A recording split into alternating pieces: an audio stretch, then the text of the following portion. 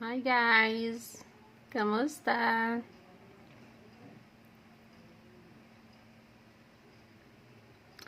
Hello mga ka-oplox. This is me again. My name is Wines, the madiscarding Mother Earth. So, magkukwentuhan na naman tayo guys. Kasi, mga ilan na sila yung nagtatanong, bakit daw hindi na ako nagva-vlog?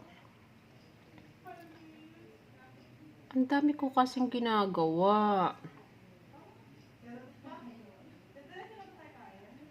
Like for example, sa mga earning apps, yun pa rin. Naghahanap talaga ako. So, today, naisip ko mag-vlog. Wala lang. Wala akong mai-content. Magkukwentuhan na lang tayo. So, ngayon, andito ako sa office. Alam nyo ba? Mula kaninang 8 a.m. kain lang ako ng kain. Alam nyo din ba kung bakit? Kasi kahapon kumain kami. Kumain kasi kami. Anong oras? Yung mga 5 p.m. Then, after 30 minutes, na-allergy ako. Diba? Nag-automatic, naging pouty lip. Nagganon. Feeling ko nagganon na yung ano ko, ang uso ko. Di ko alam kung ano yung nakain ko na bawal. Kaya sabi ng partner ko, baka yung chicken may halo na I don't know. Basta, ganun. Pero masarap kasi siya. So, ganun na nga, guys. Then, nagpapakagad ako ng sugar. White sugar. Yun yung nakuha ko kagad eh. Dun sa drawer ko. Tapos, after 5 minutes, sabi ko sa kasama ko, na-allergy talaga ako. Sumisikip ng dibdib ko. Yun, takbo agad ako sa kabilang room. Kumuha ko ng gamot. Syempre, si Maring si Tirisin na naman. Yun. Mga after an hour yata, nawala siya. Kaso lang, andun na parang ganun na ang katawan ko. Parang lantang gulay na. Pero natulog ako mga 10 p.m. Excuse me po. Yan kasi yung resulta sa maghapon na kain. Then, yun na nga, nawala siya. After niyan, ito na ngayon, itong araw na to. Nang dahil nga, antok pa rin ako, ang bigat pa rin ng katawan ko, tapos sobrang lamig pa dito. Kumain ako ng kumain. 8 a.m. kumain ako ng kanin, 1.5 rice. Yan kasi yung gusto ko eh. Pag breakfast, 1.5 rice. Tapos, 8 yun. Then, after ko kumain ng 1.5 rice, kumain pa ako ng isang suman. Diba? Then, after nyan, nakalimutan ko nga eh. Kanina ko pa iniisip kung anong kinain ko. I forgot lang. Wait lang. So, balik na tayo guys. May tumawag eh. Pero may kinain pa ako niyan. After ng 1.5 rice, I know na. Kumain ako ng isang peraman. Then, mga 9:30, kumain ako ng 9:30 or 10. Kumain ako kasi may in-order ako. Empanada. 'Di ba? Ham and cheese, in fairness, masarap. Tinikman ko lang naman, kahit gusto ko pang kumain. Nasa 10 pieces kasi yun eh. Pasalubong ko para sa anak ko. E di, binawasan ko na ng isa. Siyempre, yung partner ko, hindi na naman niyang kakain eh. Artistahin kasi yun. Hindi siya masyadong kumakain ng mga ganyan. So, siguro kakain ako yung sa 9 pieces na natira. Siyempre, isa lang yung kinain ko. Tinikman ko lang naman. Mga 9:32 or 10. Basta ganun. Then, 11:30 or 12 ba, kumain naman ako ng saging. Ang laki ng saging. Lakatan. Laki. Then, after that, nag-coffee na naman ako.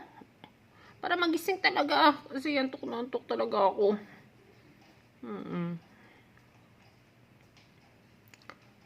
Then, sabi ko, parang may gusto kong kainin.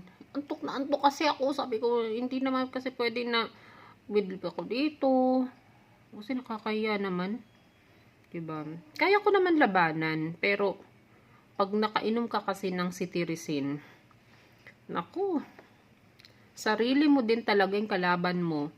Hindi mo talaga mapipigilan yung antok. So, yung gawin mo, kumain ka ng kumain. Kaya, napabili na naman ako.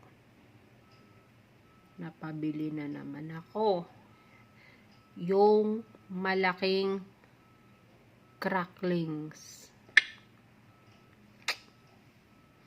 Yung asim. Medyo, di ba nawala yung lipstick ko? Masarap. Medyo nagising naman ako. Siguro mga nasa 30 minutes ko din siya kinakain. Hanggang sa naubos ko. Then, wala pang 10 minutes. Or 5 minutes nga siguro. Wala pang 5 minutes. Kumain ulit ako. At yun yung nakapagpagising sa akin. Tama nga talaga yung partner ko. Kasi, alam nyo ba guys, kung anong kinain ko? Ha? Alam nyo ba? Papaya. Diba? Alam nyo ba dati, nung bata pa ako, diba? Kasi feeling ko may edad na ako eh. Kahit naman talaga, kitang-kita naman sa edad eh. Ay, sa itsura eh. Pero, ngayon lang ako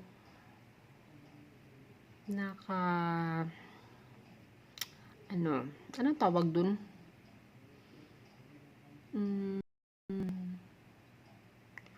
Ngayon ko lang na-appreciate yung lasa ng papaya. Ang sarap pala, no? Basta, hanggat maaari, araw-araw gusto namin kumain ng papaya. Then, alam nyo ba guys, may nabasa ako. Pampaganda daw ng skin. Ito na, nagkikwento na ako. Papalayo tayo ng papalayo sa mga kinakain ko. Then, pampaganda daw ng skin. Yung pala yung mga sekreto ng mga, ng mga foreigner. Kahit yung mga Arabo, kaya pala yung ibang Arabo, hindi talaga sila as in, syempre tayo morena eh. Sa kanila, mas dark yung kulay ng skin nila, diba? Pero yung iba, parang ang ganda tignan, diba? Yung pala, nagbe-blend sila kahit mga twice a week. Alam nyo ba yun kung ano? Pero, alam nyo din ba, yung biniblend nila dati, hindi ko rin kaya yung lasa. Hindi ko rin talaga kinakain. Hindi ko kaya. Hindi ko kaya yung taste niya. Tagra-gra-gra! Carrots. Pa. Oo. Pag ganyan daw, maging maganda yung skin mo, yung kulay ng skin mo, kahit may pagka dark ka or morena or parang nag-glow. Parang nag-glow daw yung skin mo. Then, yun, isa din dun yung papaya. Maganda din daw yan sa skin. Nakakapagpa-digest sa mga kinain natin. Yun, pero yun talaga. Gustong-gusto ko nga sana mag-try ng sinasabing yung biniblend na carrots. Kaso, syempre, unti-unti ko palang tinatanggap ng ano ko, yung taste ko. Yung lasa ng ano, yung lasa ng carrots. Pero, araw-araw kumakain na ako ngayon ng gulay. Masarap pala. Habang tumatanda pala, yung pala yung hinahanap mo, no? Gulay, prutas. Kahapon din pala, kumain din pala ako ng kamote. Diba? I'm so proud of myself. Then, ito na guys. Diba? Kumain ako ng papaya. Sabi ko sa partner ko, kasi may binigay siya sa akin. Sabi niya, kainin mo to. Pag ano, wag na yung chicharia. Kasi ganito, ganyan. Kasi kapon, kumain din ako ng chicharia. Oo, pampagising lang ba? Pag andito ka sa office. Masarap din kasi yung ano. Kaya pala, mas maraming ano, yung mga nag-o-office, more on chicharia yung ano nila, yung mga kinakain, pampawalan ng antok. Diba? Tapos yun, kapon, kumain ako. Kanina kumain din. Dinala niya ako dito ng mga kain. Pero ubos ko na yun. Yung papaya. Yung chicharia. Ang dami niya sinabi. Huwag ka nang kumain yan. Siyempre, tumatanda na. Hindi na ako kakain. Sabi ko. Kainin mo to. Mamaya, pag ano ka na. Hindi pa siya nakakalabas. Kinain ko na. 2 suman ulit. E di nakita niya ako. Anong oras pa lang ngayon? 2:30. Sabi niya, mamaya.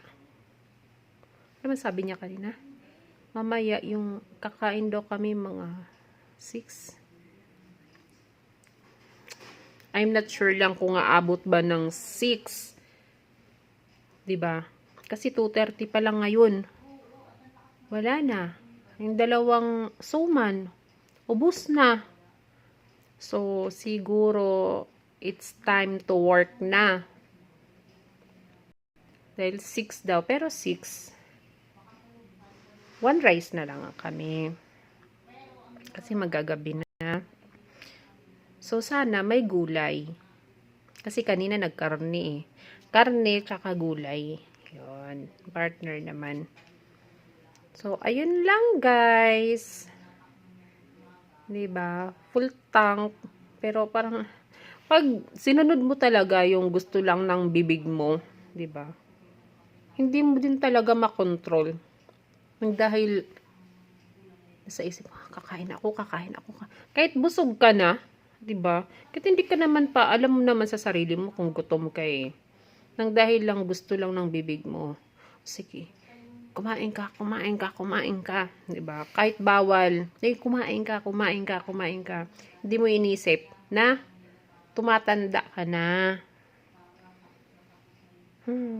Kayo ba guys? Ano ba yung yung libangan nyo lang?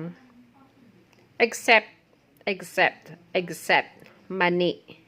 No, no, no, no, no, no, no, no, no. Hindi na talaga pwede. No, no, no, no, no, no, no, no. Sabi pa ni Papa Jack. No, no, no, no, no, no, no, no. Yun. Hindi ako pwede sa mani. That's all, guys. Thank you. Bye-bye. Comment down below. Please like and subscribe.